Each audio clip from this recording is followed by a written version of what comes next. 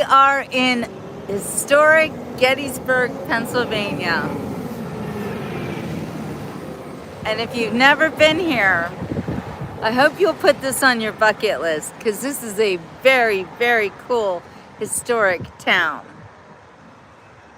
Let's check it out.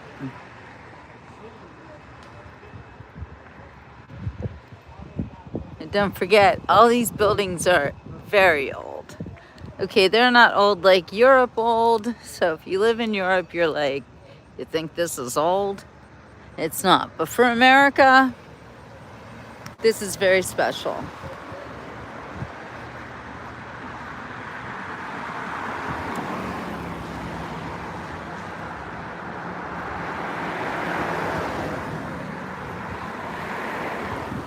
We're right at the top of the little city of Gettysburg. So we're coming down the hill.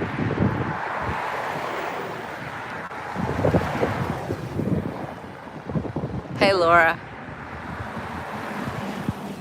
We love history on the Beach Report.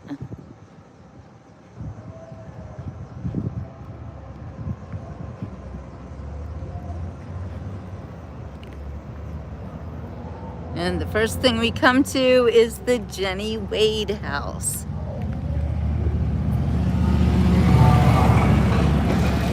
And I'm thinking this is Jennie. When she was 20 years old, she was killed right here. Oh my gosh. Jennie was 20 and she was killed here on July 3rd, 1863, while making bread for the Union soldiers. Wow, she's got her bread. Poor Jennie.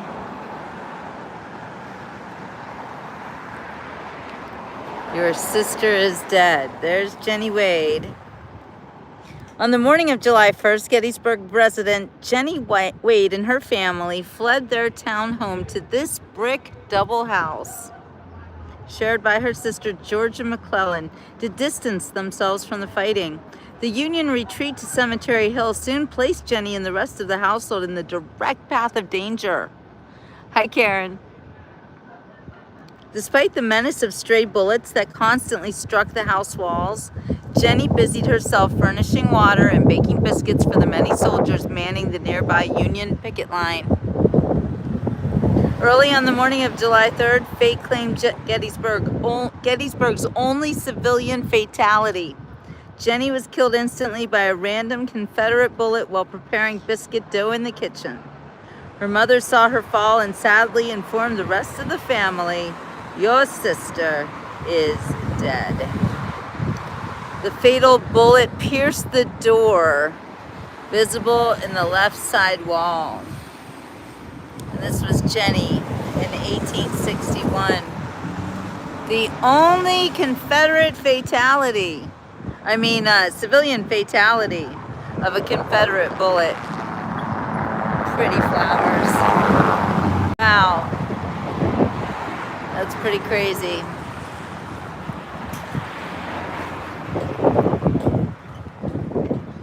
Here we've got the Inn of Gettysburg. So there are hotels all over Gettysburg. And thank you for sharing, Karen. I appreciate it.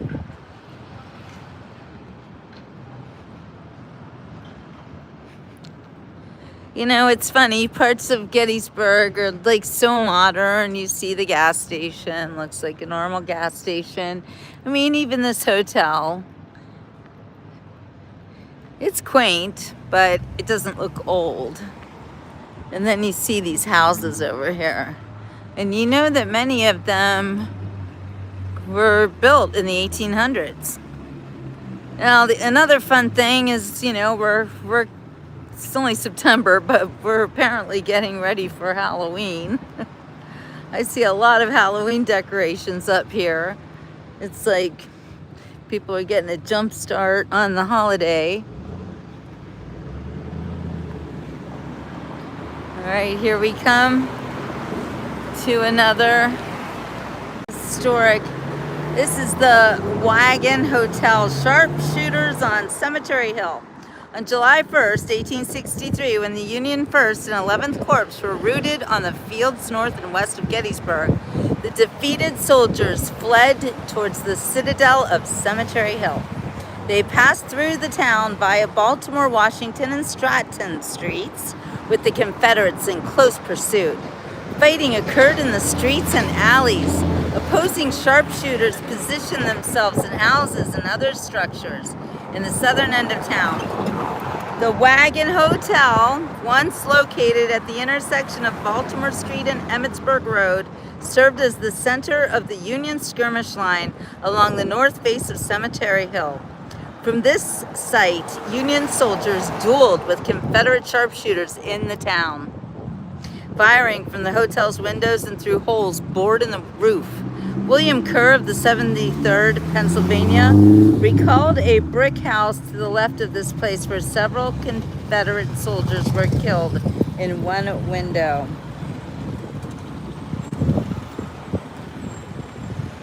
Yeah, I'm thinking this is not an original home. It doesn't look original. Look at these old homes. Cute.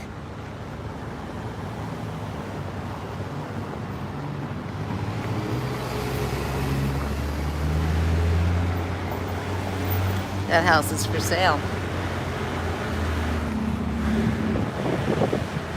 This is the Brick House Inn, built around 1838. It's crazy how just 2 days in July of 1863, and that is like, this whole town is all about it. All right, here we have the Welty House. Oh my gosh, how cute is this place? Built in the 1830s, the Welty House was both a sharpshooter position, heavily contested by Union soldiers on one side of the house and Confederates on the other, and a shelter to the 7 members of the Welty family and their neighbors, the Rupp family, who hid in the basement with them. There was one house in the farmland between the Union artillery and defense line on Cemetery Hill and the Welty House, the home where Jennie Wade was killed. Union artillery nearly destroyed the house until an officer gave orders to spare the house to save the potential civilians inside. On July 2nd, the Union 17th Connecticut advanced to the fence on the Welty property to repulse the Confederates' attack on Cemetery Hill while under fire from sharpshooters. 9 Union soldiers were killed before they were relieved. Skirmishes continued along the front lines of the Welty property. Confederates were on one side of the house, Union forces on the other.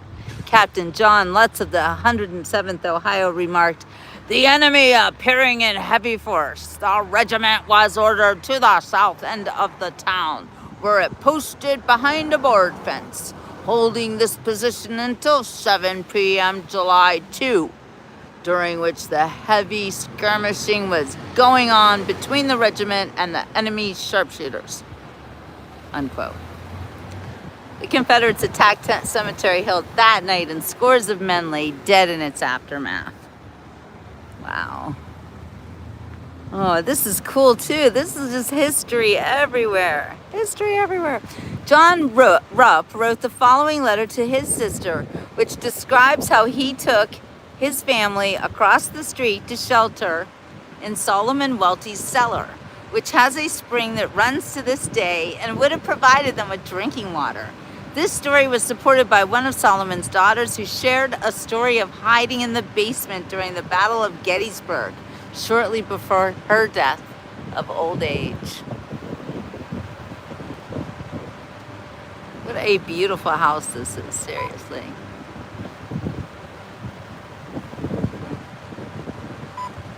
Gimbal is not behaving today. All right, that's better. All right, so I'm going to read you guys this letter, and it's dated July 19th, 1863, Gettysburg. Dear Sister Anne, I received your letter of the 6th on the 13th inst, and was happy to hear from you. I am very thankful to Almighty God for his merciful goodness in protecting and bringing us all safely through this terrible slaughter of human life. We have all escaped bodily injury. My property sustained very slight injury indeed, considering the heavy cannonading of both armies. Our house was under fire of both armies from Thursday morning until Saturday morning. And I hardly know where to begin to tell you about our trials. When the battle commenced of Wednesday morning, July 1st, we took our children and we went over to Mr. Welty's cellar. We stayed there until Wednesday evening. After the fire ceased, we came home and all slept on the floor that night, such sleep as it was. Thursday morning, July 2nd, when the battle again began, we went to our own cellar and stayed there that day. In the night of Thursday, Father came and took Caroline and the children up to his house. I was then in the cellar by myself that Thursday night, July 2nd, and all day Friday and Friday night until Saturday morning, July 4th, when relief came by our troops coming into town on the double quick. Happy moment, Anne. The Rebs had my tannery in their possession for 4 days that they used the shop for a fort. It was full of Rebs firing on our pickets up at Welty's fence. Now, Anne, I will tell you about my warm and uncomfortable situation I was placed in after Caroline and the children had gone up to Father's. The Rebs occupied the whole of town as far as back at the end of my house. Hey, Leo. Our men, that part of town which lays between our house and the cemetery, which is not as much as you know, and the cemetery and all the high ground for miles around. Our men occupied my porch and the rebels the rear of the house and I the cellar. So you can see that I was on neutral ground. Our men knew I was in the cellar, but the Rebs did not. I could hear the Rebs load their guns and fire. There was one of our men. For a second. There was one of our men killed under my big oak tree in the lot, and one in Snyder's meadow close to our house. The Rebs occupied Mr. McCreary's house, from which they could pick off our men as they pleased. Our sharpshooters found it out and kept a lookout and finally shot one in Mr. McCreary's front room upstairs. I killed him on the spot. And also killed 2 up in Mr. G. Shriver's house next to Mr. Pierce's. I sustained no loss in stock, but the Rebs broke all the glass and sash in the shop. I gathered up a double handful of mini balls in my mini balls, I don't know what that is, in my dwelling after that battle that were shot into it from both armies. Oh, the little balls, the buckshot. Well, buckshot. If you could have heard the shells fly over our house from both sides, it was awful. I cannot describe it to you, but you can judge from the number of cannon on our side. General Steinwehr told me we had 330 cannon in play, and you may know the Rebs had as many more. It was awful thunder. Virginia Wade was killed while kneading up her bread for her sister up in the house that Ellen Freeberger used to live. Several others were hit on the shin with spent balls, where if they had stayed in their houses, it would not have happened to them. I can't tell you all. It would take me a week to do so. Our house is pretty well riddled. They balls passing through our bedsteads. No shell struck it. Father's house was struck with shell. Mr. Stuck's house was struck with 4 shells, which made large holes clear through it. There were 2 shells passed through your old homestead, not doing much damage. I think we have given the Rebs a sample of pen life in which they will remember Gettysburg, for even our beautiful cemetery has suffered very much. But I would go through it all again, the same fire again, if we had them back again, to repeat the same woes to them again. But I think the fall of Vicksburg and all our recent victory will bring things into a focus. Grant is doing things up. We call our baby John Grant. Fine little fellow he is too. We have had no Sunday for 4 weeks. Every church and hall is taken for hospitals. I will tell you more when I see you. We are well. We are well. We are all well. Lyle, Lou, Matt are well likewise. I remain your brother John. Wow. So that was a very, very descriptive recount of what it was like to live in Gettysburg during the Civil War. And like I was commenting earlier when I was on Culp Hill, it must have been horrific. And to hear what that guy had to say about it, it was horrific. Yeah, this is Gettysburg. There's gonna be cannons in the front yard. There are cannons everywhere, and you heard that recount of the actual war itself. They had 330 cannons in play. And this Gettysburg, there are cannons everywhere.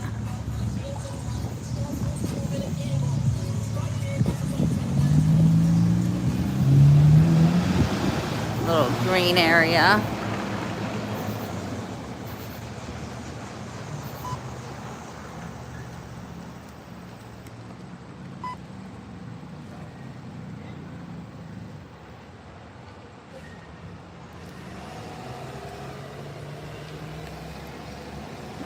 Reminder that kids are still in school.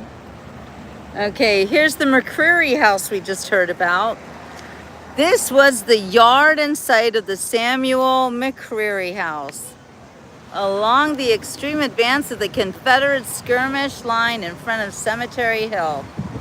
The 1863 McCreary residence, along with its architectural twin, the Weinbrenner House, which is to my left.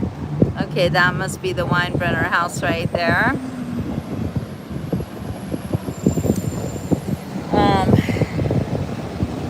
Faced the Union position on Cemetery Hill. Louisiana soldiers occupied both houses, and Corporal William H. Poole was killed while firing from a balcony doorway of the McCreary dwelling. We did hear about that. That is such a beautiful house, too. Built in 1863. Crazy, huh? Rifle fire between opposing sharpshooters in this vicinity was constant and deadly. Lieutenant J.W. Jackson showed himself of the 8th Louisiana recalled. If anyone showed himself or a hat was seen above the fence, a volley was poured into us. In this photo right here, the bullet damage to the fence, see all the bullets? And visible battle scars near the windows of the Weinbrenner House attest to the accuracy of Lieutenant Jackson's memory. Wow. But here the fence looks okay. It's all brand new.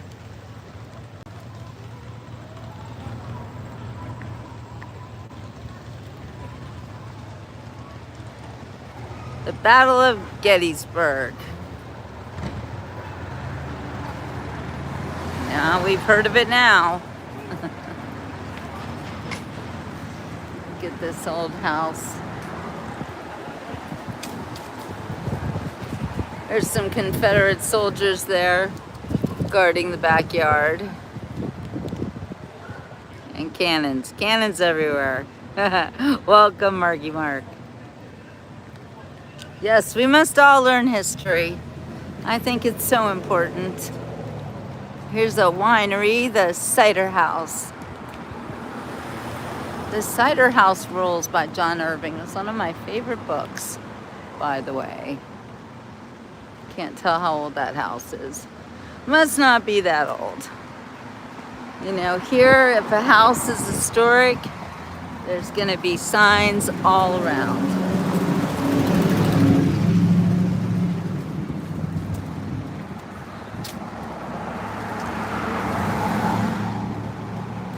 Yeah, let's go in and have some ale. But I don't drink ale.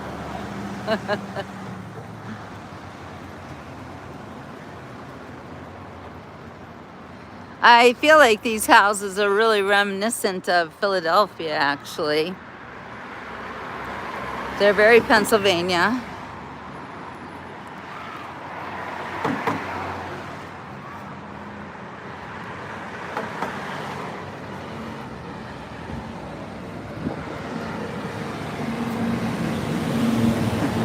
Laura wants an ale.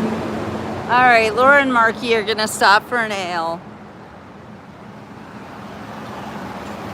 That looks like an old house.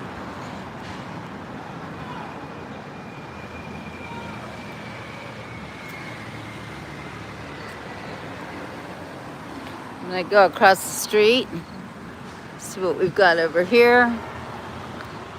Try not to get hit by a car or a bus. Oh, ginger ale. I don't drink that either. Never liked it. Never liked it. All right, what do we have over here? Oh, it's Shriver Saloon in 10 Pin Alley. Whoa. This is the Shriver House Museum. This was a sharpshooter's nest. Imagine having to flee your home because the largest battle of the Civil War roared onto your doorstep. That is exactly what happened to Hetty Shriver and daughters Sadie, 5, and Molly, 3. Oh my goodness. George and Hetty Shriver moved into this new home in 1860 where he planned to establish his business, Shriver's Saloon and 10 Pin Bowling Alley. War, however, soon pulled George away when he joined the Union Cavalry in 1861. On July 1st, 1863, as thousands of retreating Union troops rushed by here, Hetty sought safety at her parents' farm for herself, Sadie, Molly, and young neighbor Tillie Pierce. As they passed through Evergreen Cemetery, Tillie wrote that Union troops warned them that they were in great danger of being shot by the rebels, or as that guy called them, the Rebs. Kind of reminds me of the Libs. After a frightful 3-mile trek, they arrived at the Jacob Weichert farm, which sits at the base of Big and Little Round Tops. Confederate sharpshooters, meanwhile, occupied the Shriver's home, knocking holes through the south attic wall to fire on their adversaries. Eyewitnesses reported Union gunfire killed at least 2 sharpshooters in the attic. Hetty returned on July 7th to find her house in shambles. My native townsmen had suddenly thrust upon them the most gigantic battle of modern times. They were totally unprepared for such an unthought of experience, said Tillie Pierce. Now it says we can tour the Shriver House, but I think it's going to cost money. So if you want me to tour the Shriver House, you're going to have to send a super chat. And I don't know how much it is. But this building here said built in July 1863. We're gonna just slip in here and see what's up with this little. Ooh. Ooh. Do you believe in ghosts?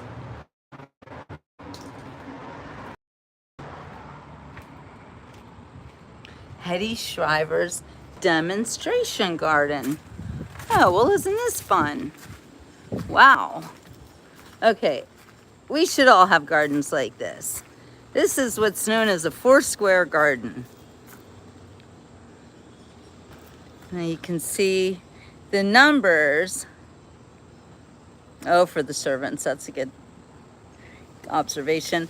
The Pierce family, James and Margaret Pierce's house was built in 1829. They had 4 children, Margaret, Tillie, and 2 sons, William and James, who helped operate a butcher shop behind the house.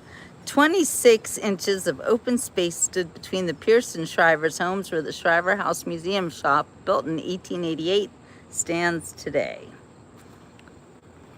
Look at all this stuff. Some good eats here, huh?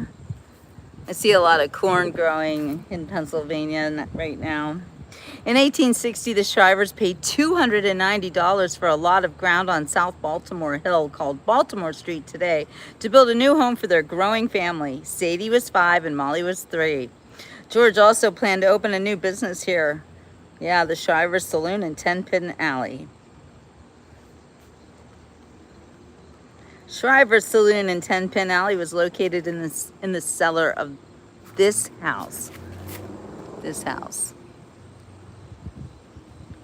The 2-lane 10-pin bowling alley sat behind the house in a 14 by 65 fully enclosed structure, 65-inch. Patrons would walk through the Shriver's side yard to the rear entrance of the saloon, not through Hetty's front door. The 10-pin alley was raised in the early 1900s when 2 additions were added for indoor plumbing, which left the original house intact. In addition to vegetables for the family, the garden provided herbs and flowers for kitchen and medicinal uses. A small orchard provided apples, peaches, and cherries and pears. According to Pennsylvania German folklore, it was customary to plant a yucca in the center of a garden if the family was Protestant and a rosemary if they were Catholic. And that's looking like a yucca to me, so just saying. Not that I know, but soybeans. Marky says, most old homes, plantations had secondary stairways for the help to enter and exit, and also as a fire escape. So I don't think this was for the servants, actually. I think it was for people to go play bowling. Okay. The first telephone pole on my left, oh, I guess right there, that telephone pole was the far corner of the Shriver's original property line. The privy sat in that corner, too far in the winter and too close in the summer. The Shriver's neighbors to the south were Henry and Catherine Garlick. Henry, a carpenter, was well known, that house. He was well known for always wearing a stovepipe hat. They had 4 children, Anna, Will, Katie, and Frank. The family occupied the far southern end of the building. Henry operated a cabinet-making business in 2 small buildings attached to the north side of their home. Catherine and her children hid in the Shriver's cellar during the first day of the battle. Anna recalled a cannon at Pierce's corner for a short time. The large red barn that you see there at the rear of the garden was built in the 1940s, and today they use it for storage. So that's the newest thing here. Let's tiptoe through the tulips. Very nice garden. We've got lettuce. They put eggshells on their tomatoes. That's always smart. Hetty's garden. Very cool. And look at this little yard over here.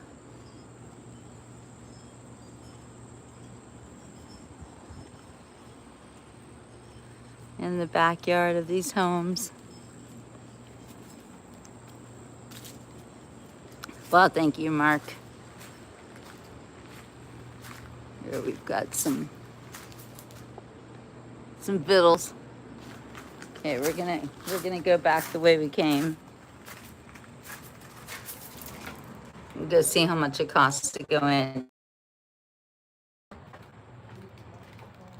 Let me know. I mean, we have a lot more to see.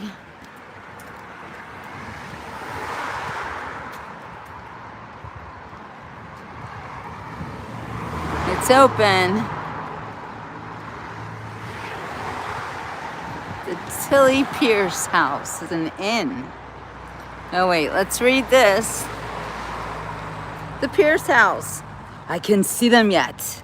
There's Matilda, known as Tillie Pierce. She was a cutie. 1848 to 1914. This building was the home of the James and Margaret Pierce family during the Battle of Gettysburg. Tillie Pierce, a 15-year-old student at the time, provided a vivid account from those days. The alarm that the rebels are coming caused a mass exodus from Gettysburg by free black citizens, about 10% of the population, who feared capture and safe slavery. Tillie described their passing by her house. I can see them yet. Men and women with bundles, children also. The greatest consternation was depicted on all their countenances as they hurried along towards the woods on Culp's Hill, which is where you saw me earlier. On the morning of July 2nd, Confederate sharpshooters took position along the Breckenridge Street side of the Pierce House. For 2 days, Confederates sheltered themselves outside the building while James and Margaret successfully hid and sustained wounded Union soldiers inside. Following the battle, the Pierce family nursed the severely wounded Colonel William Colville, 1st Minnesota Infantry, and he recovered. That's great. She doesn't look like from the 1800s. I could see her like walking around today. I don't know why. I like her. Yeah, this is Gettysburg, Mark. Just saying. Okay. We're going in. Wow. The Shriver House. There's the little girls, Sadie and Molly. Wow, they don't look happy. Notice how nobody ever smiles in the old photographs. Look at that.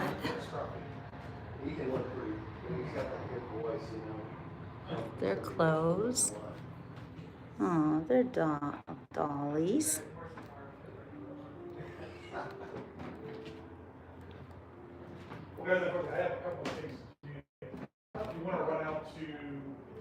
This is the gift shop. And then we got a plan now. I'll take you places, Marky Mark. Yeah. Well, no, just. Oh, look at this. Order it and then. Got all the antiques. Invoice and then we can give it to. Thank you, Greta. I mean, you know, this was modern times to them. They were modern people.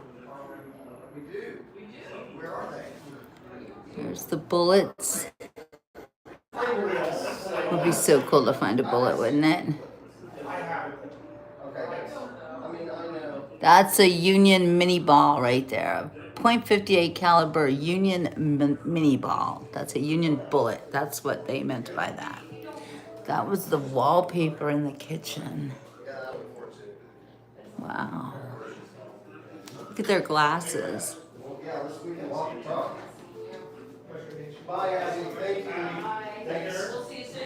Oh, Vaseline even back then. These were items that were found during the restoration of the Shriver House.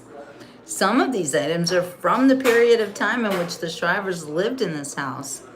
Other items are from people who lived in the house after the Shrivers. Regardless, it's a time capsule of everyone who lived in the house since it was built in 1860. Whose shoe? Sadie's or Molly's? Look at the little heels. Little girl shoe. Civil War era medical supplies. The bottle labeled Lindsay's blood searcher, the glass syringe, and the ceramic jar of salve were found hidden under the attic floorboards during the restoration of the Shriver's home in 1996. Lindsay's blood searcher, that's what that apparently says, was described as a patented heart medicine, which was manufactured in Hollidaysburg, Pennsylvania until 1858. It tasted so terrible, it was administered by squirting the medicine down the back of the throat so a patient would not have to taste it. However, modern CSI forensic testing of the contents revealed the ingredients were most likely used to treat the runs. The label on the ceramic jar contains the word Cubebs, C-U-B-E-B-S. This is a member of the pepper family, and it was used to treat throat complaints in the 19th century. Oh, so this shoe was actually found in the ceiling above George and Hattie's bedroom. The age-old custom was meant to bring good luck to the family in their new home during the construction. Oh, they put it there. That's crazy. There's some whiskey. These bottles. Castor oil. Okay, I love castor oil, and this is red castor oil. It says children like it. Pure castor oil. I think everyone should take castor oil. Wow, look at this.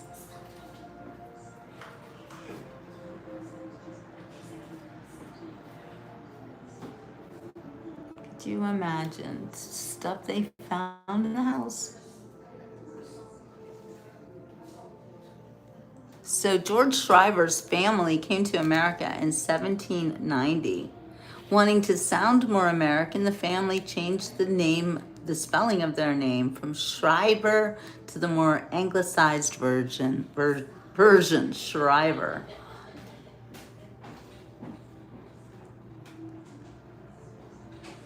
When Molly was 19 years old, she had occasion to sign a legal document twice on the same page.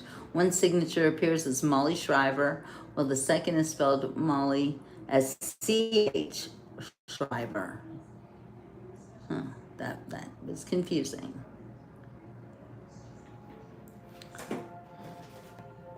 Like they have their own books. The Shriver story. It's a Civil War novel for children inspired by the experiences of Sadie and Molly Shriver as they recall the Battle of Gettysburg. There's some cool hats.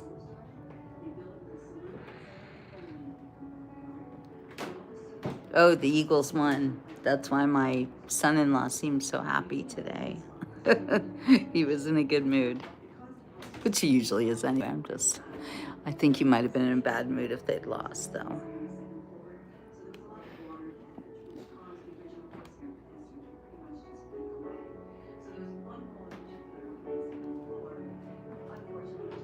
"Fourscore and 7 years ago, our fathers brought forth on this continent a new nation, conceived in liberty and dedicated to the proposition that all men are created equal." This was where President Lincoln gave that speech. Oh my goodness, look at you. I love your dress. Now, is that authentic? Wow. So that's what the Shriver mother, what Hetty might have worn or did wear. Oh my gosh, that is. Can you come out and show us how it looks? So are there like petticoat under that and everything? Wow. Can you do a twirl for us? Thank you. So interesting. Wow. Is it cotton? Wow. It's beautiful. This place is so interesting. Thank you so much.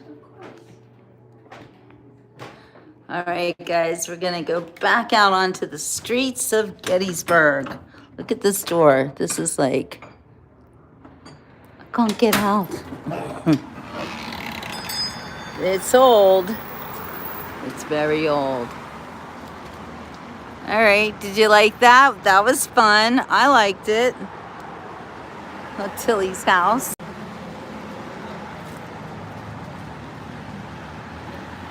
This is Tillie's house here. Ghost tour. Ooh. Built in 1863. Or no, it was here during the Civil War, actually. It wasn't built in 1863.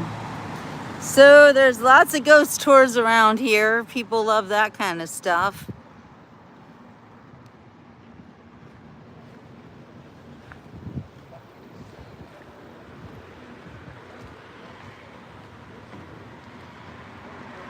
We got more cannons coming up. Here, we're gonna go back across the street now and see what we have over here. Just history everywhere you go, everywhere you look. There's something else to learn about.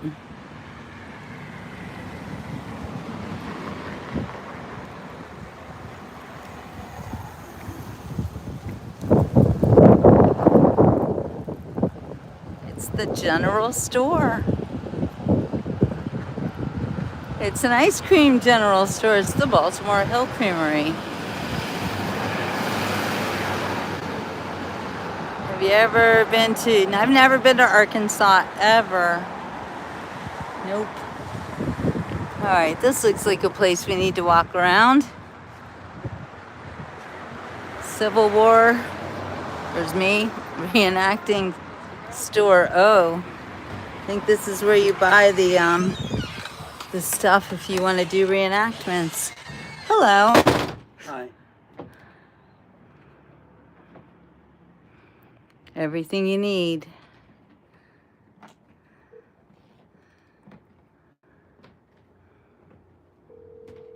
So my husband used to do reenactments, but he did them for the Seminole Indians fighting in South Florida. And he would dress up as an old Indian warrior. I'll show you guys those pictures one of these days. It was very cool. Look at this old building. So cute. Okay, who wants ice cream? I'm buying.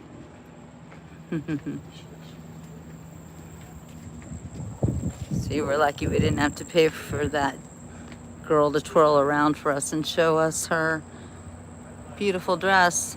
This is crazy. Look, that's a modern school. Looks like a jail. Well, I want to see where's the one-room schoolhouse. Gotta be one of those.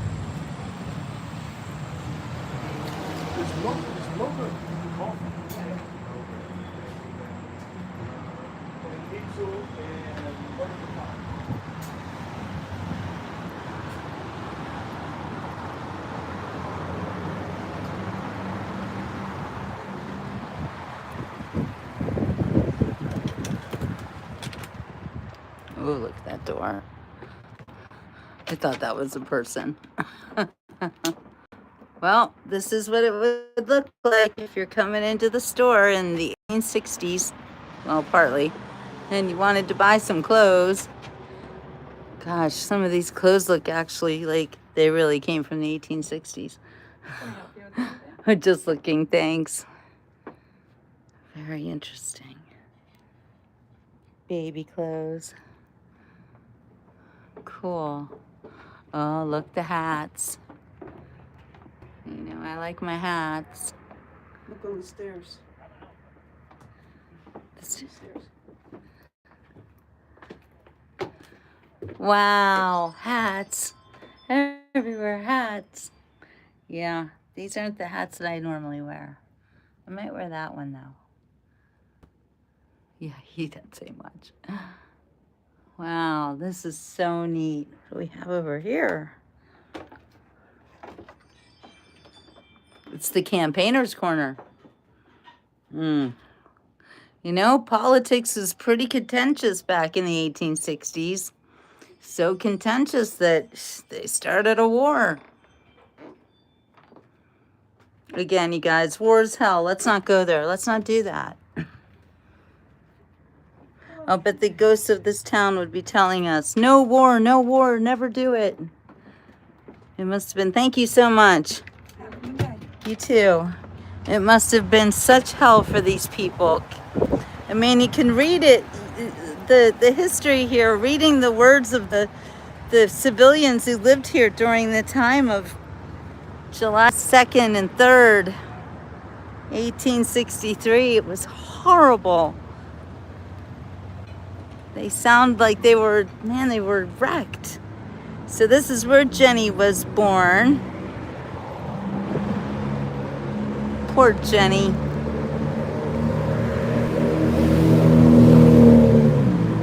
This is Jennie's birthplace.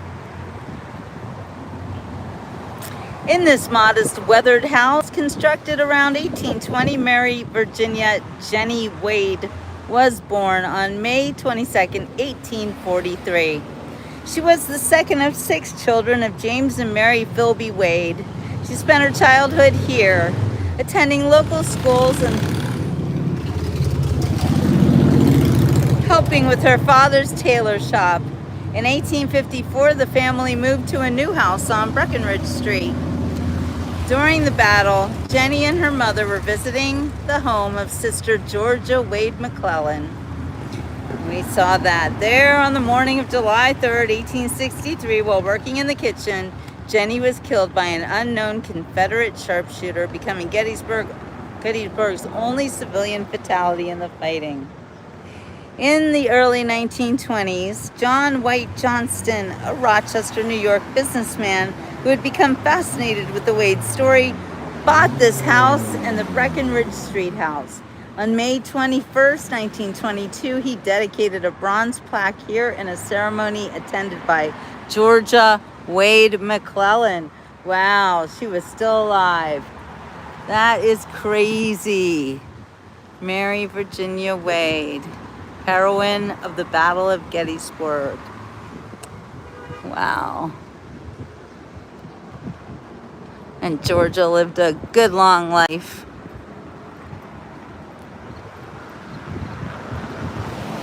Never forgot her sister. The Barnum of the circus. No, that's a different Jennie. This is the poor Gettysburg girl.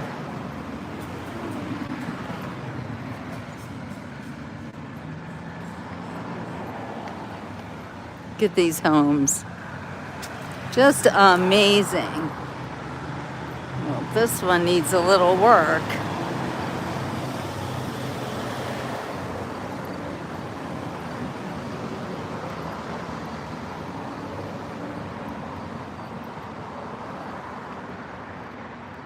Well, you're here now, Brian. Get a good look. You're in Gettysburg. But I think everybody should come to this little city, and especially these days. People all hating on each other.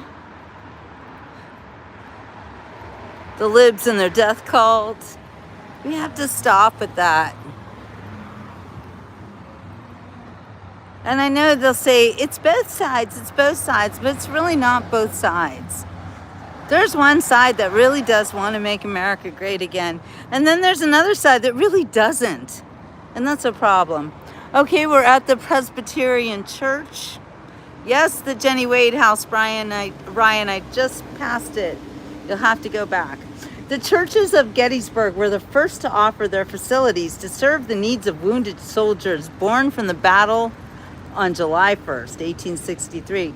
Public buildings and many private homes followed this lead in showing care and mercy. As soon as the churches opened their doors, ambulances arrived with their frightful cargo. The work to restore the mutilated bodies began, continuing around the clock. Post-operative care and food preparation fell mainly to the tireless efforts of women volunteers. It was a scene of immense suffering, Agnes Barr, helping at the Presbyterian Church, recalled. The shrieks and groans of the wounded were heartrending. Churches continued to be used as hospitals after the armies departed, causing parishioners to forego normal services and prompting Sarah Broadhead to note in her diary, "We have had no Sundays. The churches have all been converted into hospitals." War is hell. War is hell.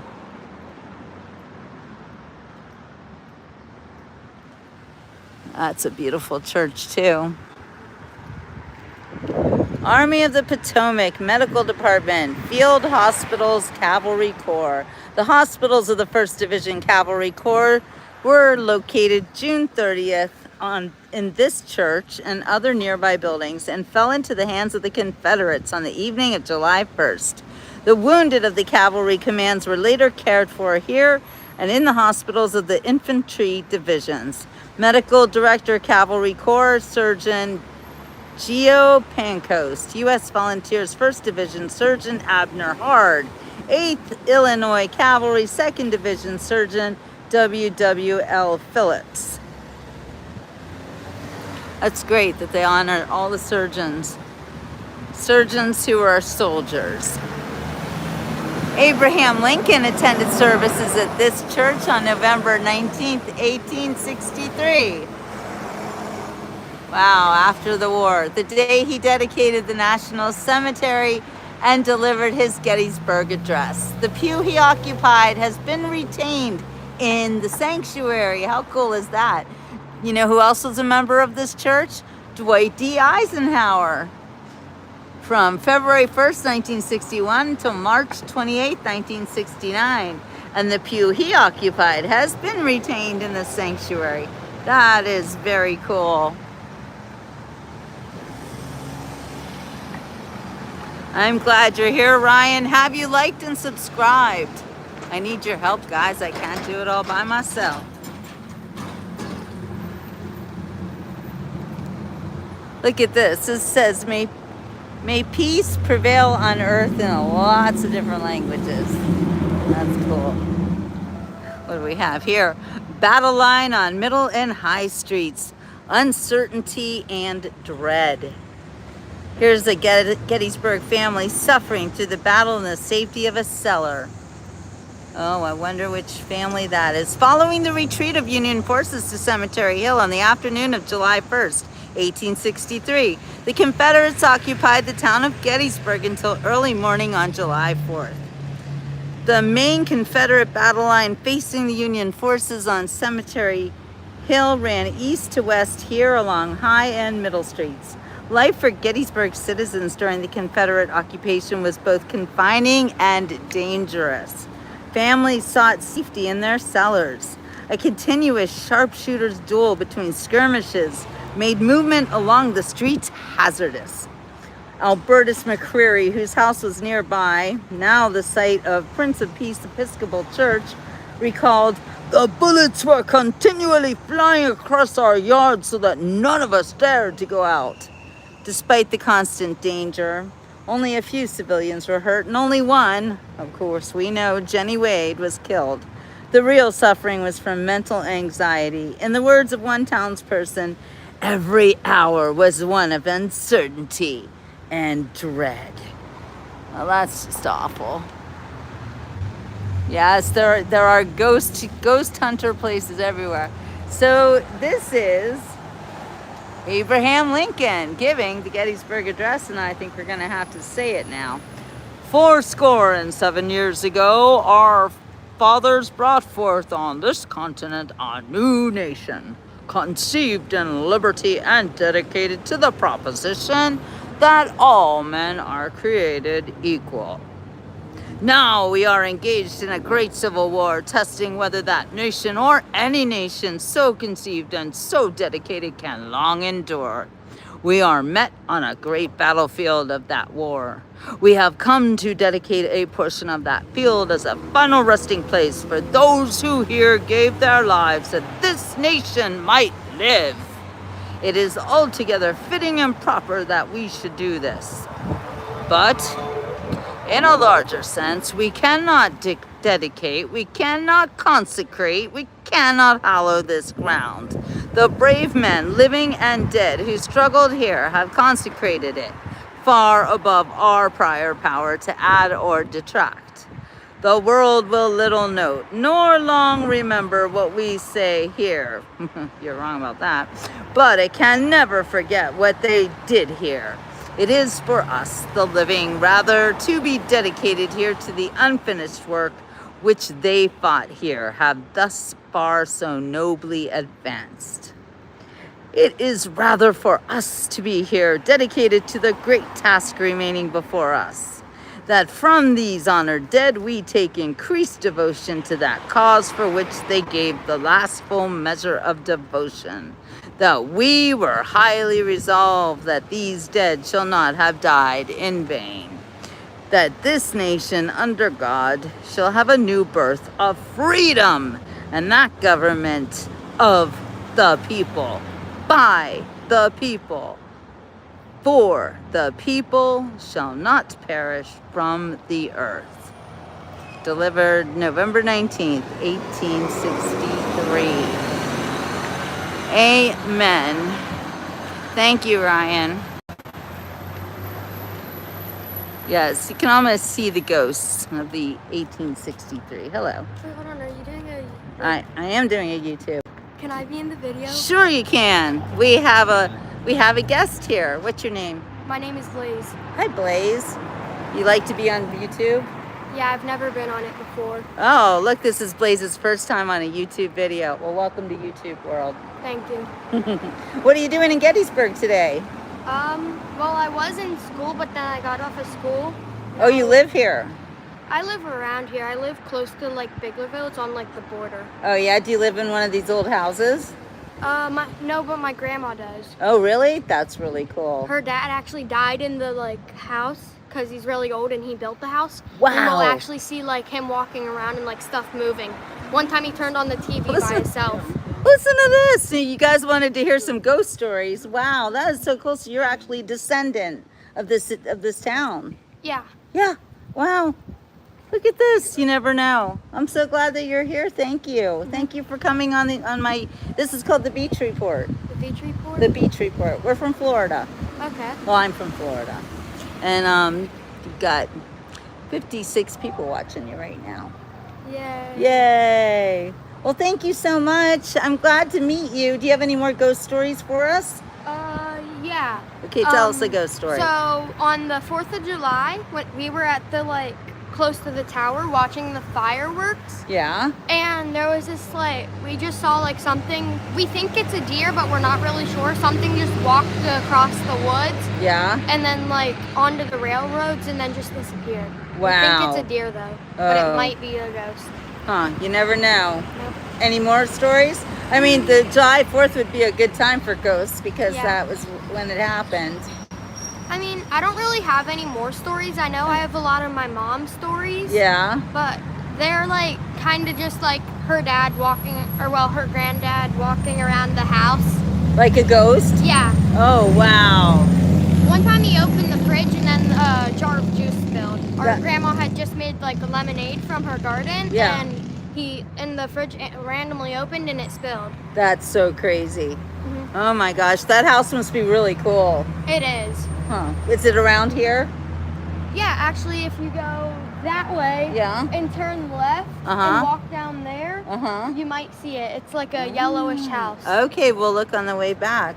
Well, thank you so much. You're welcome. All right, watch the Beach Report, like and subscribe. How cool is that? I mean, that's like, this is an actual Gettysburg ancestor. I love it. I'm very close to the battlefields, Ryan. And I did a show earlier. You can catch that one, a live show that I was actually at the battlefield. And we got to listen to a Confederate soldier tell us about all the bullets and everything. That was so, he said there were so many bullets in the trees that the trees died of lead poisoning.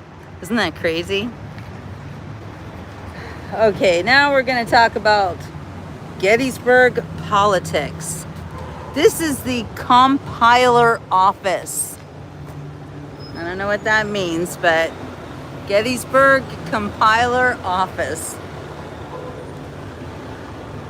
And adjoining home of Henry Stahl. This is the 1863 site of the Gettysburg Compiler newspaper. Oh, it's a newspaper office.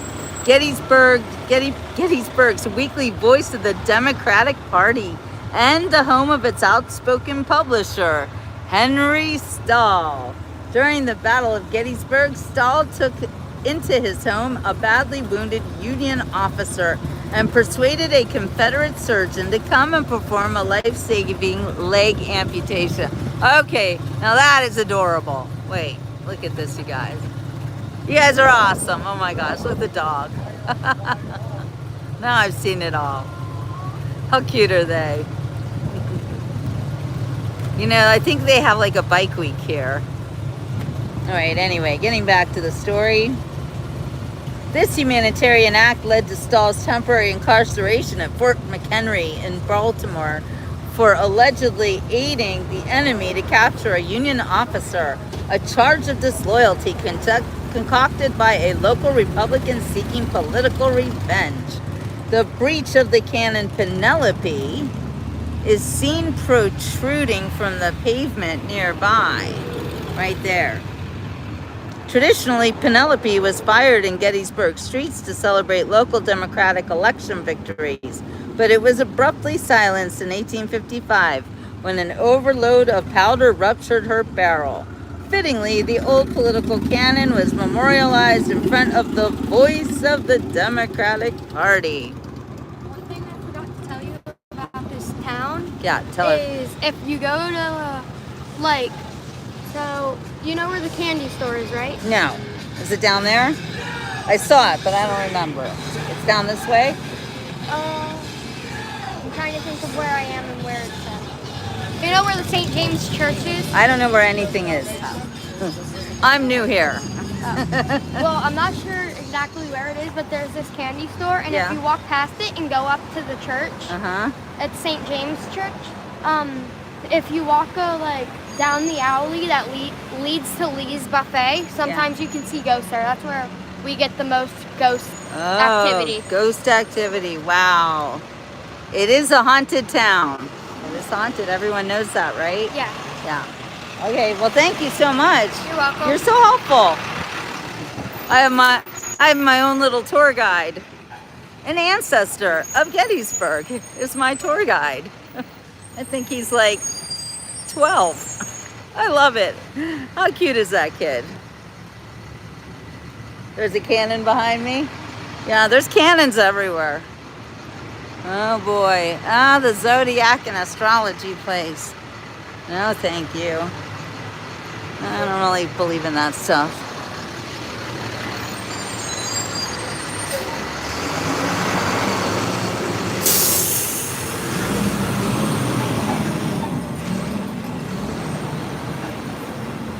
Oh, the candy store. He told us about the candy store, and look, there it is. Do you guys remember what he said? Look at that candy store. Wow. Wow.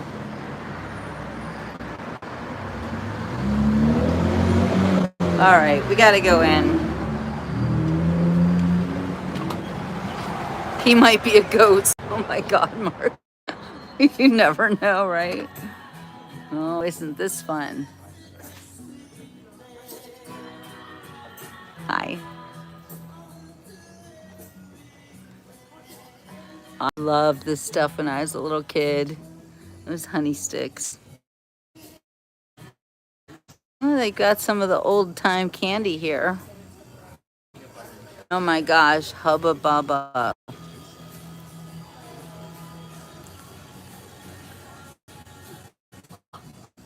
My dog used to love grape bubble yum. You always knew when she would chew it. She always found it was my favorite. She would chew it. And you'd see her walk around chewing grape bubble yum, and you smelled a mile away. Oh, I love fudge too. And I'm not a fan of soda, but there's all old sodas. Marky Mark. Where's ginger?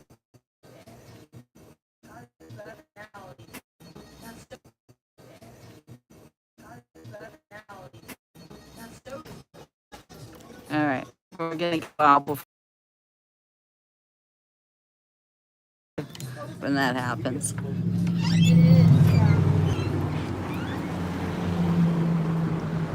Dr. Brown soda. All right, so our little friend told us to go down by the candy store. I don't really want to find any ghosts, but, you know, might as well check it out, right?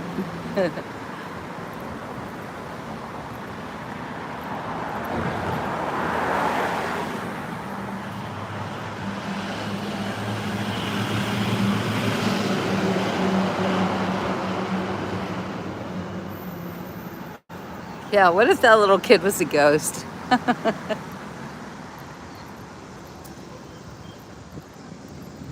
A ghost who wants to be on YouTube.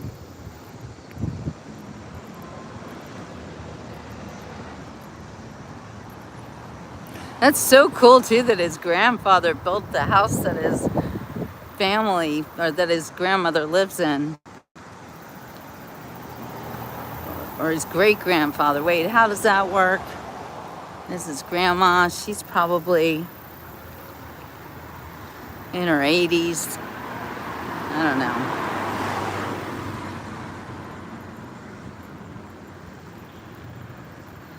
How cute is this little inn? They really do have really cute bed and breakfast places around here. Look at all the old buildings.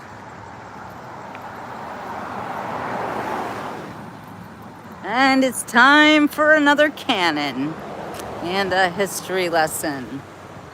I'm telling you, cannons everywhere. The Grand Army of the Republic Hall. Oh wow, look at this. It really looks the same. That's crazy. This structure, built in 1822, served as the Methodist Church for nearly 50 years, but still retains a portion of the original burial ground in the rear. We're gonna have to check that out. Oh, this must be where the ghosts are. Where the ghosts are, do do do. Someone scary is here. All right. After the battle, wounded were cared for here by the Catholic Sisters of Charity from nearby Emmitsburg, Maryland.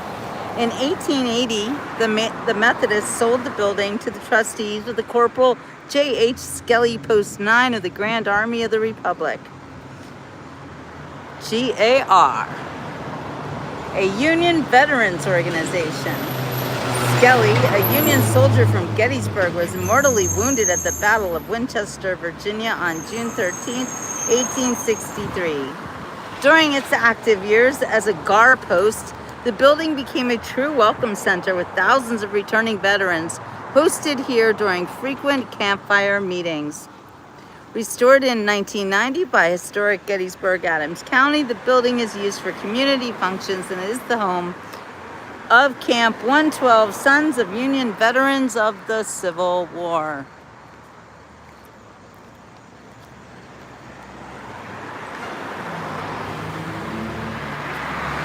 $1891. Wow. I mean, it's like, you know, I was alive. I remember the 1990s. This was just 100 years before that. It really isn't that old when you think about the history. It wasn't that long ago, actually. And it was kind of modern times.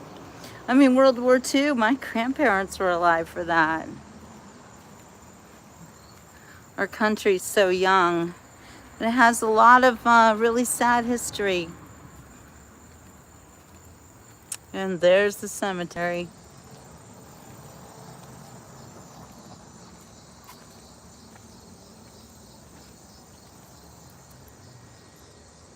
Look at this. You know, in Pennsylvania, you find a lot of old cemeteries with gravestones like this. It's really pretty common. Where I grew up in Pittsburgh, there are a lot of really old cemeteries from the Civil War. Oh, look, a baby. Our babe.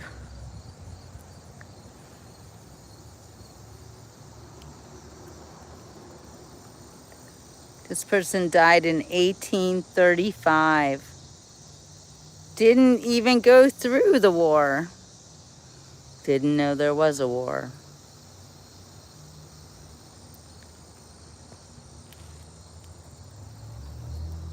You got Martha over here. Died in 1863. Wow. Wife of Daniel Baldwin. March 18th, so she died before the war. I wonder if he was glad that she didn't have to go through that. Daniel. Elizabeth. Died in 1834.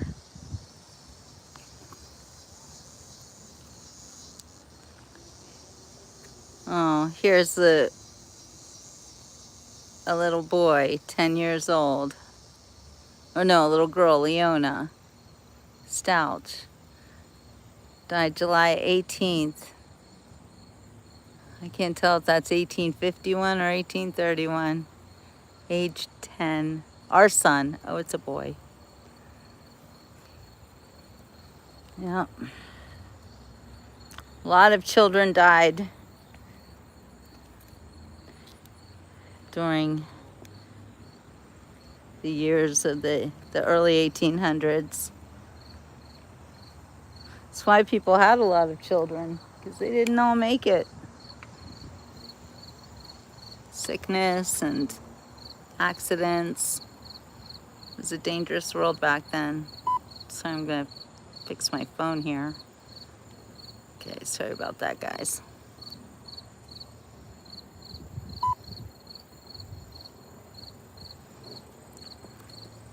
Check out the yards of the people next door. Beautiful little gardens.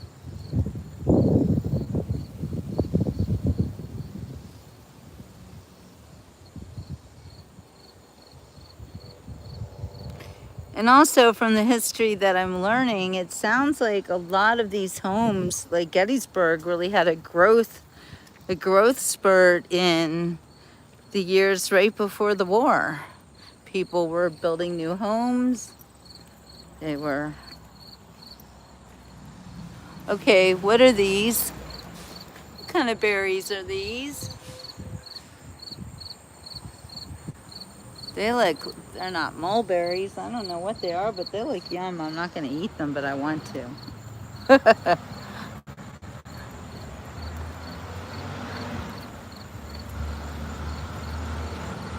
Sickness, disease, death, poison, all that was created by the bad guys, yeah.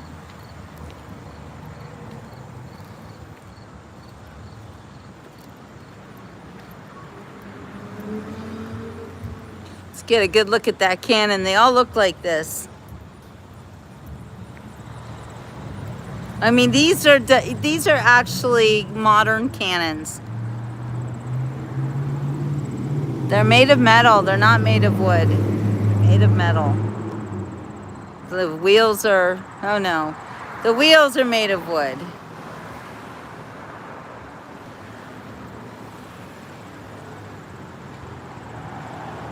Crazy, huh? Get a good look at this sucker. Oh yeah, that's the cannon thing that was sticking out of the ground.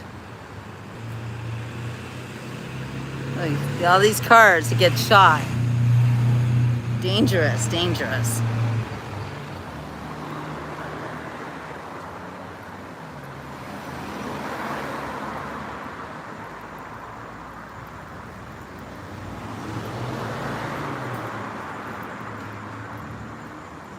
Stratton Street.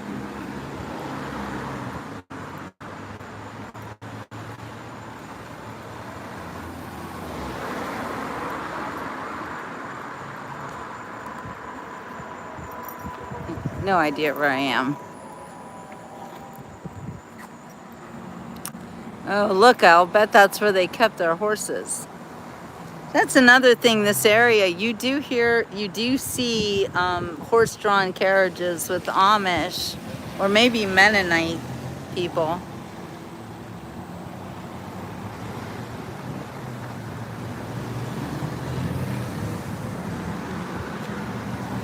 I think I should walk back this way. There would be more to see. All right, if I go back this way, we'll come to the middle of town.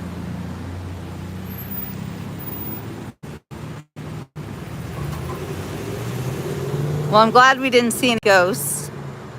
Did you guys see any ghosts? I didn't see any ghosts.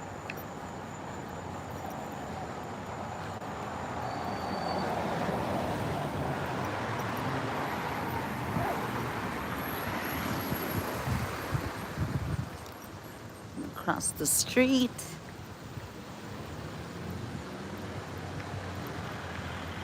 These homes, they remind me of, it's like grandma's house.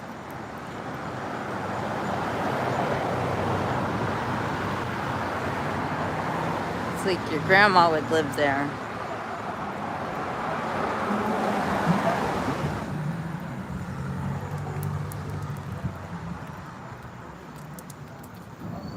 Very hot out today, by the way.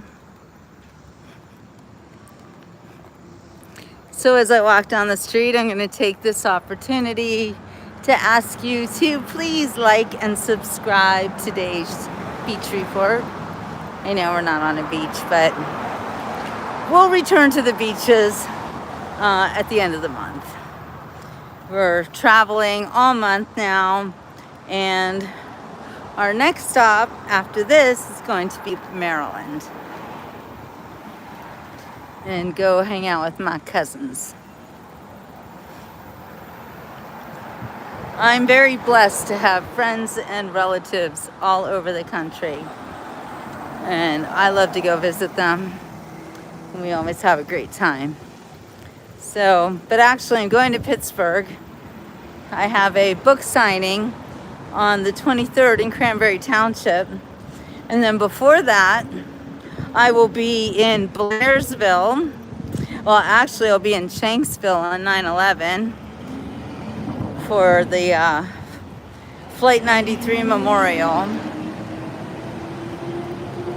So I wrote a book about that. So I'll be there with my book and my entourage.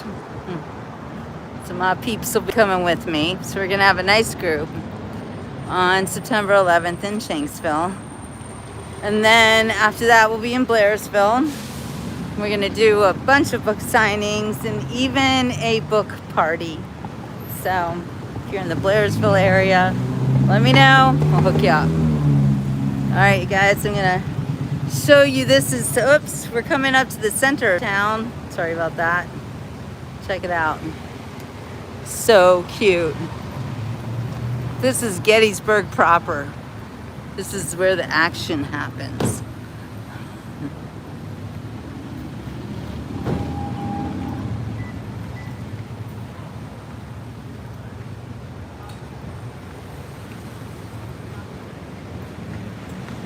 Oh, look, more hats.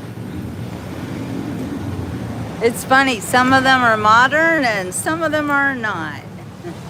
I don't know, like this looks very old. Some of them look old. Look at this stovetop hat, or stovepipe hat. Not stovetop, stovepipe. Look at the barber shop. Oh my goodness. The tattoo parlor. I don't think they had one of those back in 1863. This is Gettysburg, Pennsylvania.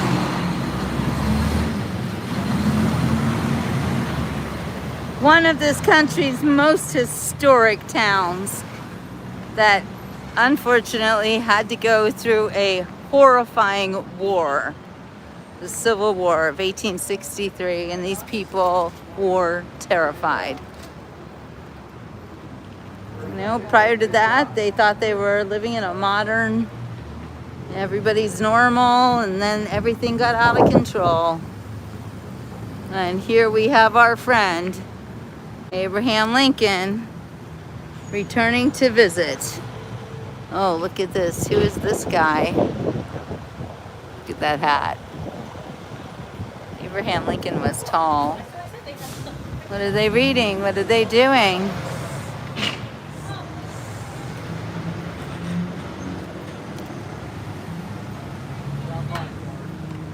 Wow, that is pretty cool.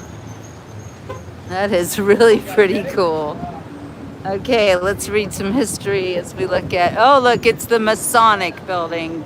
Well, that's wonderful. Not. Okay. Commissioned by the Lincoln Fellowship of Pennsylvania, J. Stewart Johnson Jr.'s return visit is the most true-to-life statue of Abraham Lincoln ever created.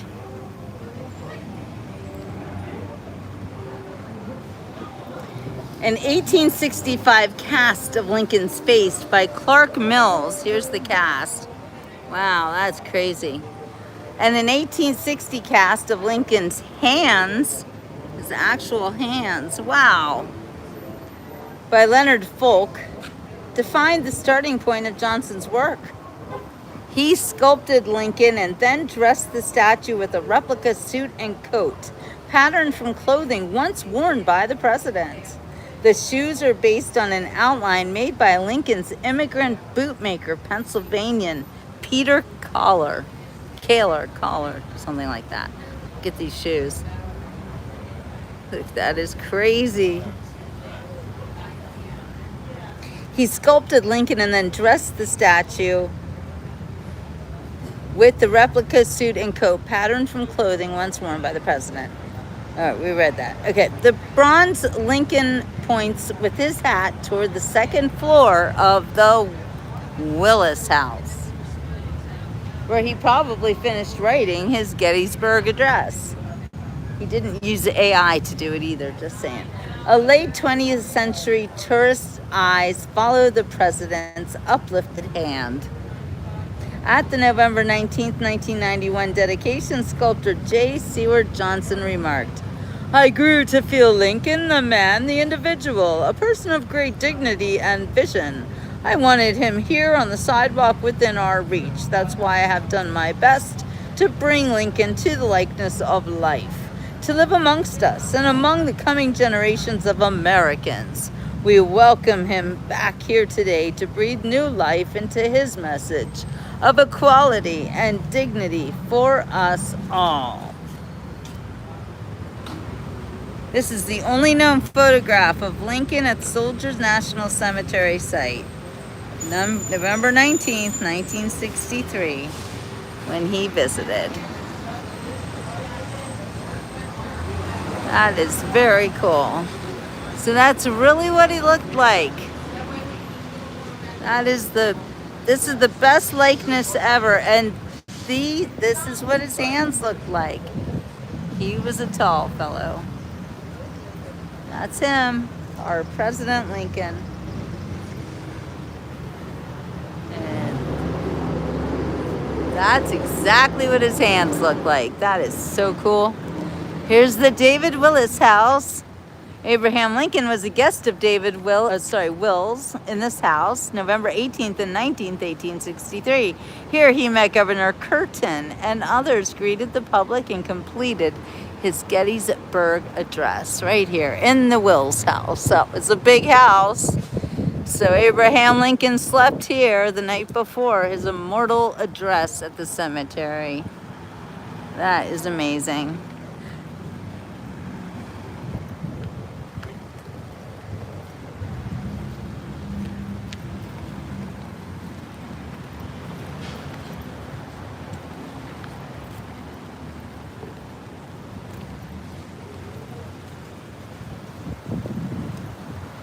So we're in the middle of town right now.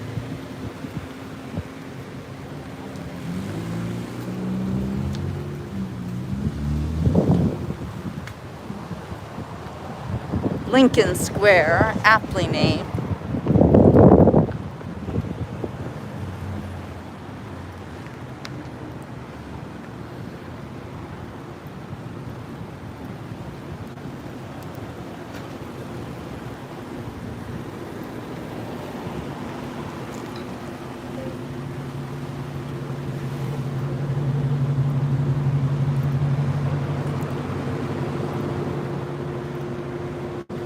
Well, we've got the movie theater.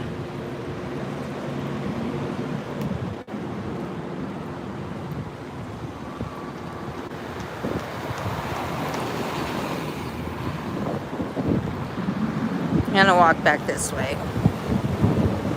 We're gonna go around Old Lincoln Square.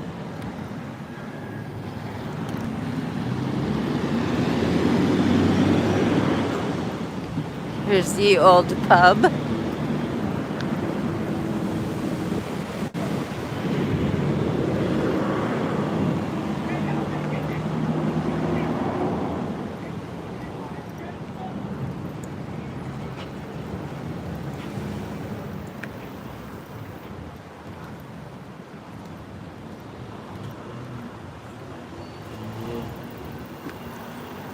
The diamond. It was enough to frighten us to death.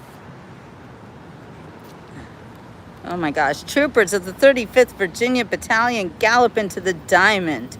That's what this area is called. Look. Look. It still looks like this, intimidating citizens with shouts and pistol shots. Everybody running for their lives. On the afternoon of June 26, 1863, Confederate cavalry dashed up Chambersburg Street and into the square. Shocked and frightened citizens fled the streets. Sarah Broadhead recorded the moment in her diary. She said, "They came with such horrid yells that it was enough to frighten us to death." Confederate infantry soon followed, many busying themselves by shopping in local stores and paying the merchants with unwelcome Confederate money. Others set about looting several railroad cars before burning them, along with a nearby railroad bridge. That evening, a regimental band playing in the square serenaded the town with the tune, "Dixie." Look away, look away, look away.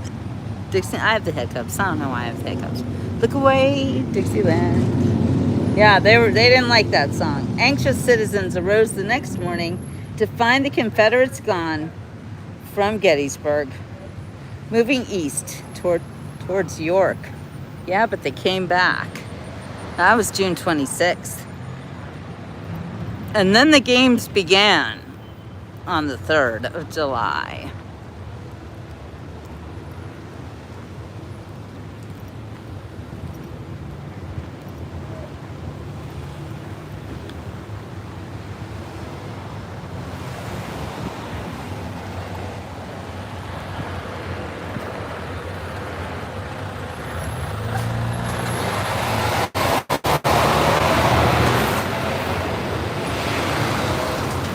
So they called this place the Diamond.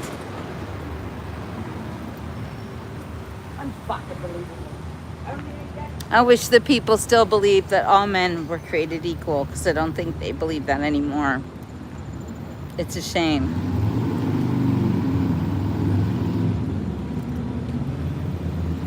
Here we have Company K.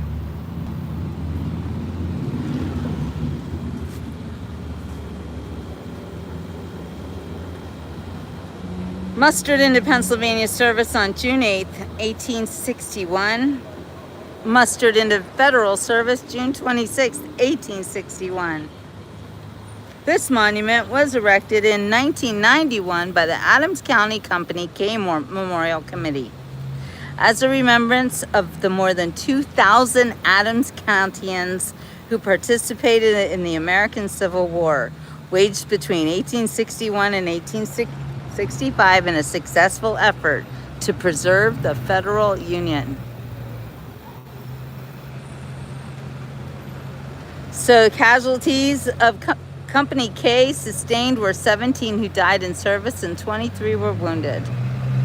During the Battle of Gettysburg on July 2nd, 1863, the men of Company K in the center of the 1st Reserves helped to repulse the Confederate attempt to seize Little Round Top, possession of which was the key to victory in the battle.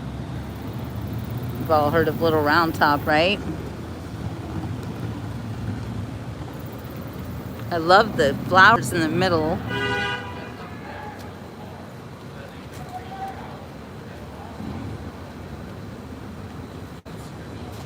Yeah, I'm not crazy about Franklin Roosevelt.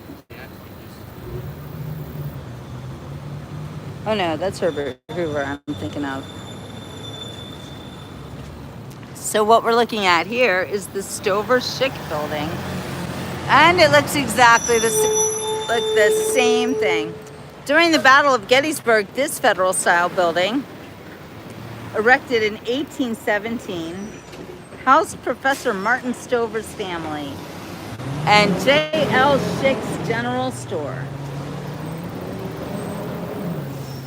As a result of the battle, the building hosted a variety of unusual events. Here's what it looked like. Shortly after the fighting began on July 1st, the Stover's quarters became an impromptu hospital for 20 wounded Union soldiers. Mrs. Stover recalled the disruption in the house. The professor's recitation room became the amputation room. Oh God. That sounds horrible. While the wounded were nursed upstairs, 3 fugitive Union soldiers were secretly sustained in the cellar by the professor until the Confederates found them on July 3rd. 3 days following the Confederate withdrawal, the Christian Commission took over Schick's store for their supply and distribution center while the Stovers ran an open commissary in their backyard. They fed an endless number of hungry soldiers. And this is what the building looked like in 1888. And here we have it today. Pretty cool.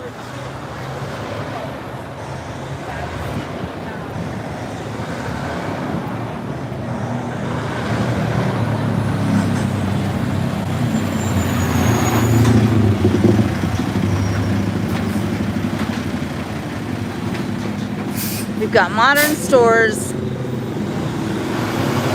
and antique storefronts.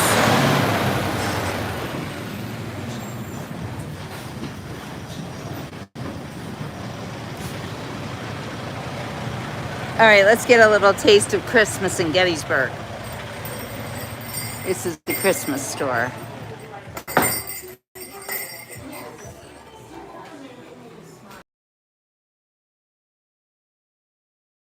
It's beginning to look. You guys, I have hiccups. Can someone scare me?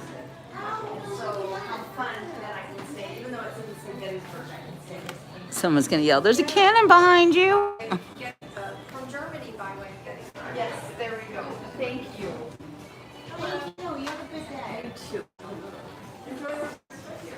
Thank you. We're 2 days here, and then so basically, the cruise finished our first 10 days of the 6 week long process. And drove from Seattle all the way through, stopped for 1 day back. Oh no, what is that all about? That's horrible. Oh, okay, so this is German. The German Santa Claus, Sammy-Claus, they call him. Well, actually, I know the Christmas lore of Switzerland, which is celebrated for children on the 6th of December. And they see Santa Claus looks like this. Oh, sorry, Donna, thank you. And he carries these sticks that you don't want to get hit by. And he's got a henchman. And I don't know if that's the henchman, but who's having Christmas with the devil? That's kind of not cool. Oh, this is Halloween Christmas. Okay, I get it. The legend of Krampus. Oh, this legend is part of centuries-old Christmas tradition in Germany, where Christmas celebrations begin in early December, like I said, on the 6th. Krampus, his name is derived from the German word Krampen, meaning claw, is said to be the son of Hel in Norse Hel, H-E-L, Norse mythology. Krampus was created as a counterpart to kindly Saint Nicholas, who showered children with gifts. Krampus, he punishes naughty children. He's a homed anthropomorphic figure described as half goat, half demon. Oh, that's Krampus. Nasty. He uses his bundle of sticks to swat naughty children and has a bag of coal.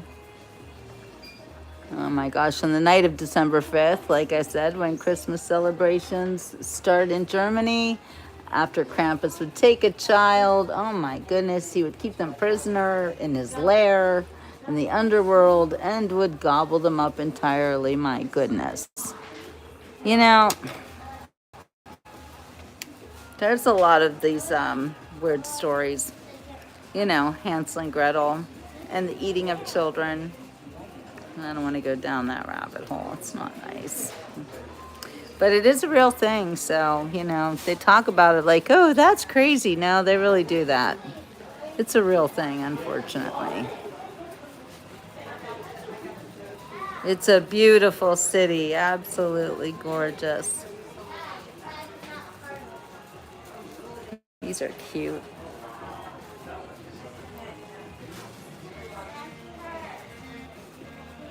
So this stuff is all German. Berghütte, that means mountain house. A Waldhaus means forest house. And oh, is that Skibutte? Hutte? Ski, yeah, ski house. Berghütte. Reifenrerei. I don't know what that means. Oh, smoker house. Interesting. Lots of German stuff here.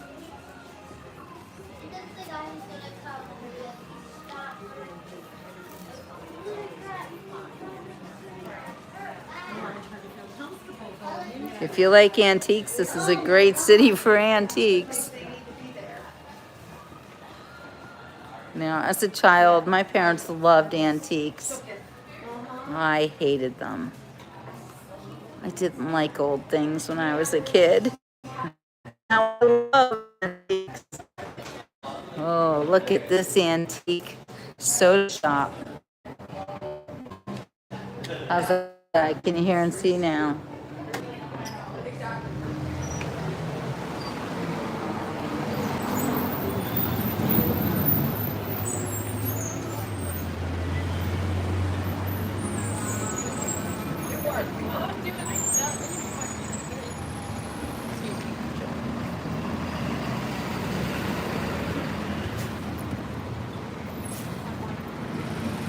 All right.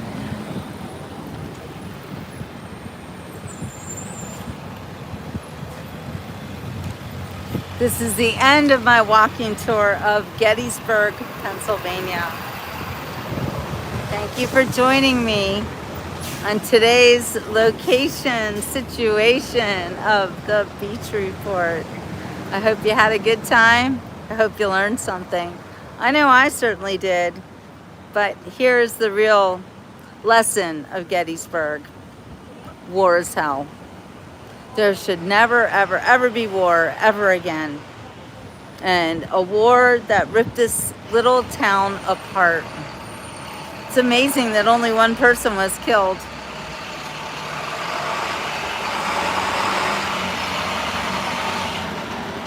All right, you guys. Ciao for now from Gettysburg, Pennsylvania. See you on the next beach report.